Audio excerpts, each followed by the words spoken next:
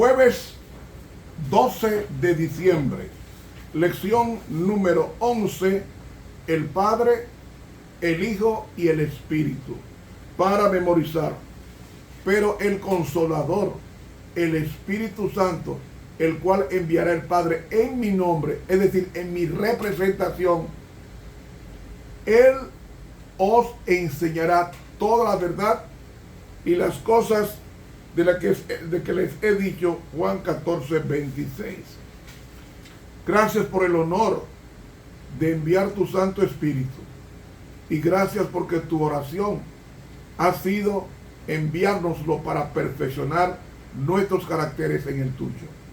Te invitamos, oh Dios, a que continúe con nosotros tu obra de intercesión, de mediación, de santificación, porque en tu nombre te lo pedimos.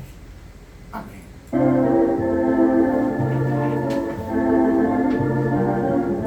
Para hoy jueves, la oración de Jesús. En una ocasión o en más de una he dicho que Dios nunca nos manda a hacer algo que Él no haya hecho primero. Ejemplo os he dado para que como yo os he hecho, vosotros también hagáis. Amigo,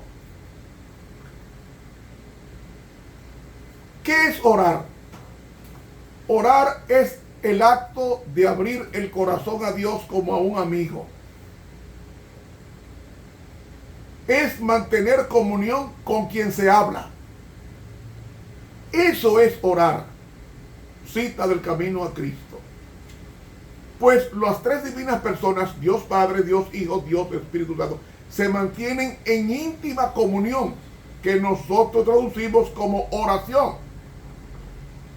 La oración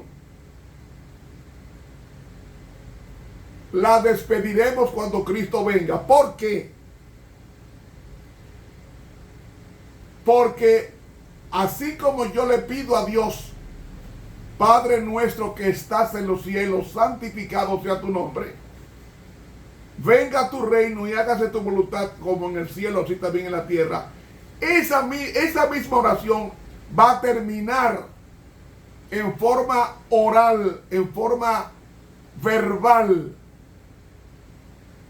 en forma teológica. Se va a perder la oración cuando Cristo venga por segunda vez. ¿Por qué? Porque tendremos cara a cara la persona por quien oramos. Es a saber, Dios.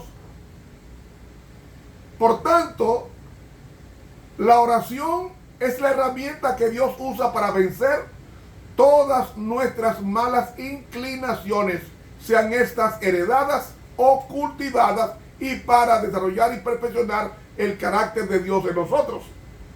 Así que mucho cuidado, porque la oración, no puede haber un cristiano que no ore y vaya al cielo. La oración es la necesidad que el hombre siente de ese vacío de Dios. Y como ese vacío de Dios debe ser llenado, el hombre fue hecho para ser llenado de algo, o de Dios, o no de Dios. De Dios o de sí mismo. Por eso yo digo que no hay ateo. Hay personas que no creen en el Dios de la Biblia, pero su Dios es su ego, su yo personal, su egolatría. Ese es su Dios. El que no tiene a Dios, tiene a otro Dios, pero nadie está vacío sin Dios. O tiene al Dios de la Biblia, o tiene al Dios de su persona, de su ego crecido. El Dios de la fama, el Dios del dinero, el Dios del placer, el Dios de la sabiduría, el Dios de la filosofía. Pero nadie vive vacío, tiene otro Dios. Si no tiene al Dios de la Biblia, tiene otro Dios. El Dios de la política, el Dios de la medicina, pero no el Dios de la Biblia. Porque ídolo es todo aquello que ocupa el lugar de Dios. Y cuando pasamos tiempo sin orar a Dios, quien está insinuándolo a que no continuemos es el enemigo. Porque el enemigo sabe que él puede ser vencido por dos cosas: por la Biblia o por la oración. Y dice el libro Mensajes para los Jóvenes que Satanás tiembla ante la oración ferviente de un débil hijo de Dios. Cuando nosotros oramos, ponemos en movimiento al cielo entero.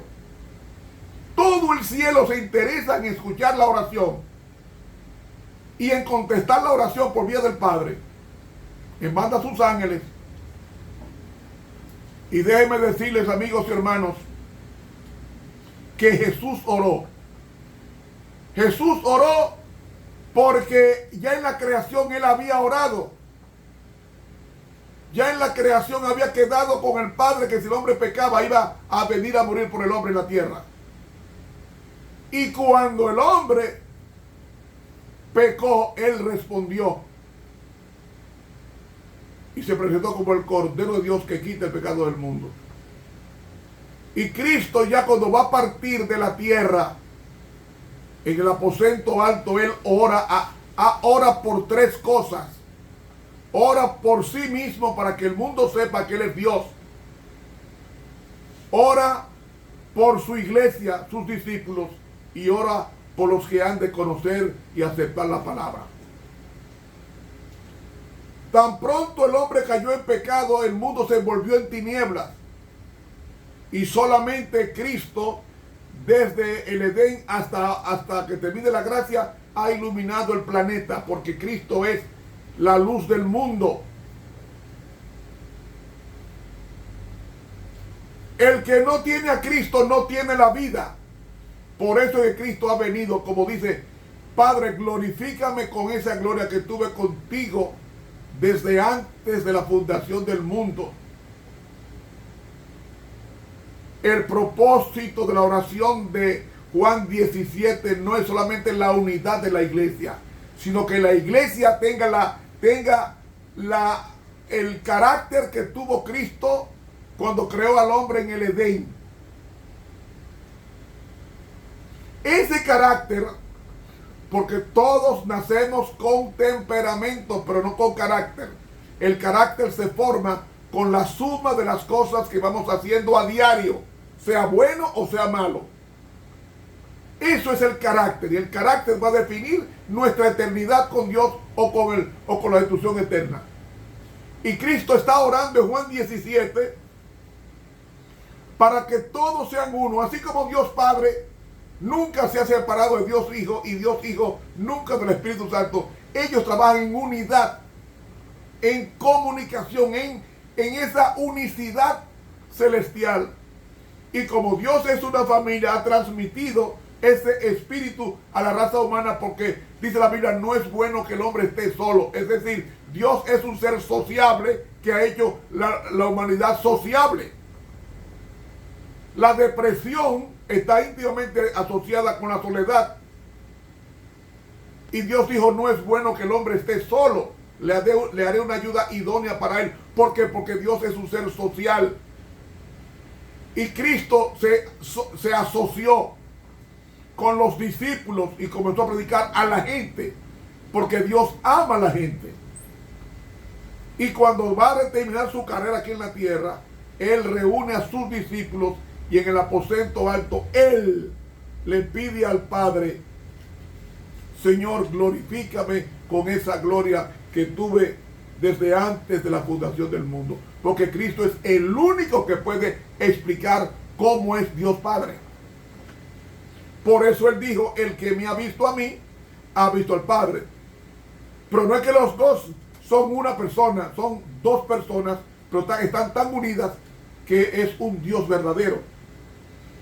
Y la oración de Jesús es una oración a los hermanos que les gustan pelear. La oración de Jesús es a no fijarse de los defectos de los hermanos, porque somos una familia. Como dice en el libro Reflejemos a Jesús, página 192, insto a los hermanos a dejar de criticar y de hablar mal y acudir a Dios en ferviente oración, pidiéndole que ayude a los que se equivocan. Únanse unos con otros y con Cristo. Ese Eso es la iglesia y eso es el cielo. Unidad. En el cielo los ángeles no nos critican. Ni Dios nos critica con la otra persona, no. Dios lo que hace es ayudar en momentos de apuro al necesitado.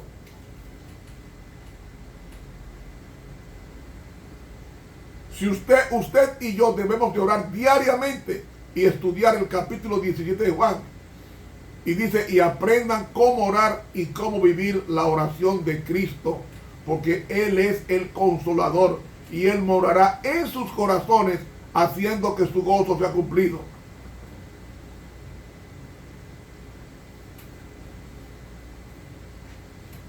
La sierva de Dios nos dice en el libro Mensajes Selectos, tomo 3, página 405, debemos abrir nuestros corazones al poder y la influencia del Espíritu Santo.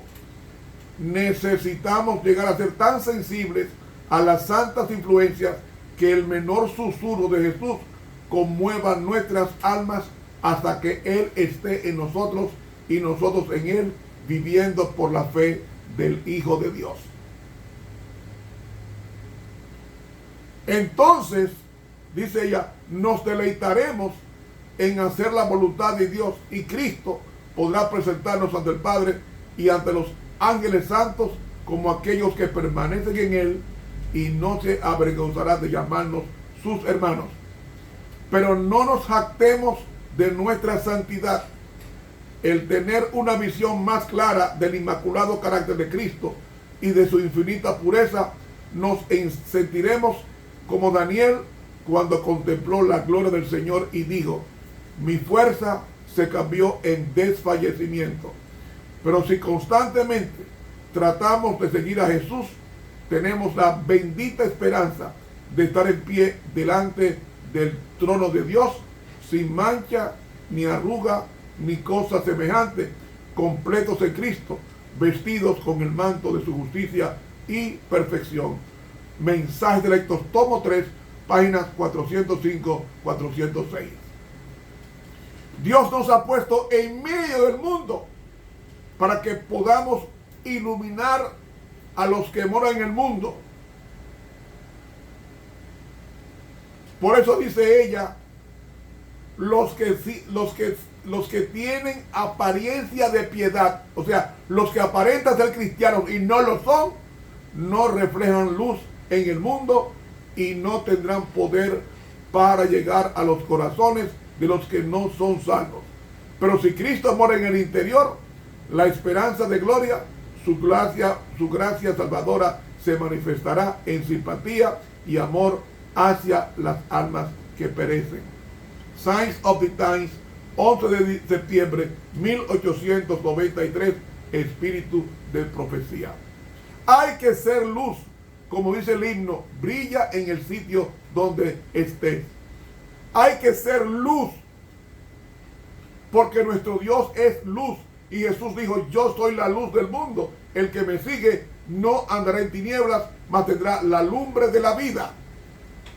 Los pleitos, las disquisiciones, todas esas cosas desaparecen cuando nosotros contemplamos a Jesús, la luz del mundo.